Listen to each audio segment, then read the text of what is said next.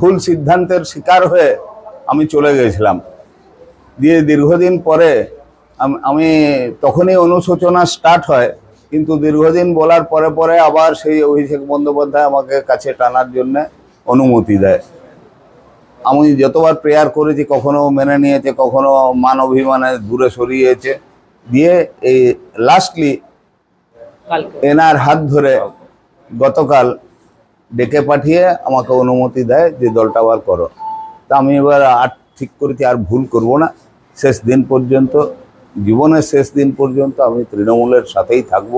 আর বর্তমানে যে বাঙালির বিরুদ্ধে বাঙালির লড়াই শুরু হয়েছে শুভেন্দু অধিকারীর নেতৃত্বে, সেটাকে অমিতাভ ব্যানার্জি যে পথে পরিচালিত করবে সেইভাবে লড়াইয়ে ওর সাথ দেব। যেটা আমাদের সেনাপতি অভিষেক বন্দ্যোপাধ্যায় একটা নির্দেশ দিয়েছিলেন যে আমাদের জয়ন্ত মিত্র অনেক দিনের দীর্ঘদিনের পুরনো মানুষ, তাকে যাতে আমরা তৃণমূল কংগ্রেসে আবার তাকে ফিরিয়ে নিয়ে আসি। আজকে জয়ন্ত মিত্র আমাদের তৃণমূল কংগ্রেসে এসছে, আমরা তাকে স্বাগত জানাই এবং যাতে আরো জঙ্গলমহলে যাতে আমরা 2026-এ আরো ভালো করে রেজাল্ট করতে পারি, সেই উদ্দেশ্য সেই লক্ষ্যকে রেখেই আজকে জয়ন্ত দা জয়েন করলেন।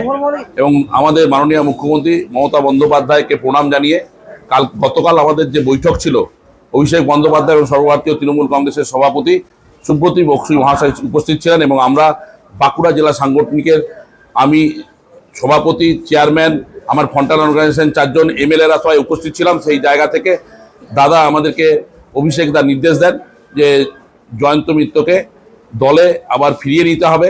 সেই মোতাবেক জয়ন্তদাকে আমি ফোন করি এবং জয়ন্তদা উপস্থিত হয় এবং তাকে পুনরায় আবার দলে আমরা ফিরিয়ে নিই।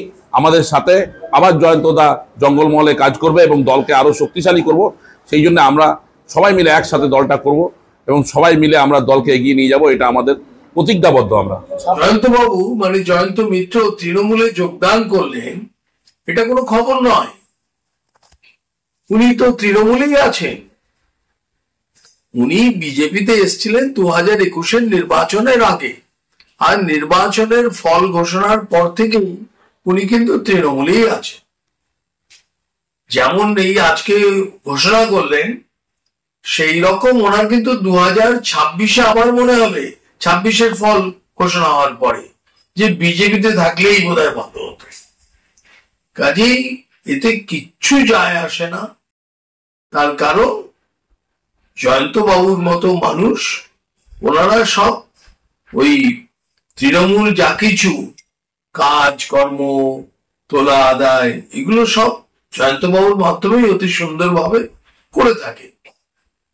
কাজে এটা নিয়ে বিজেপি কোনো রকম চিন্তিত নয়।